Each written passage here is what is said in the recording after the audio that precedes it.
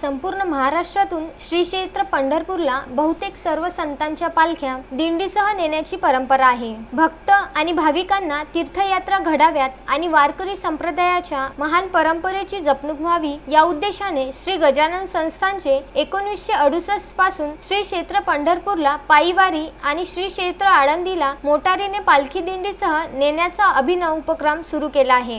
वर्षाच्या प्रतीक्षेनंतर आज महाराजांची जी पालखी आहे ती पंढरपूरला विठ्ठल दर्शनाकरता निघणार आहे। आपण पाहू शकता इथे भाविकांची जी गर्दी आहे ती जमलेली आहे आणि प्रत्येक भाविक या क्षणाची चातक पक्षाप्रमाणे वाट पाहत होता। 2 वर्षाच्या प्रदीर्घ काळानंतर आज कुठे भाविकांना मोकळ्या मनानं आता दर्शन घेण्याला सुरुवात होईल।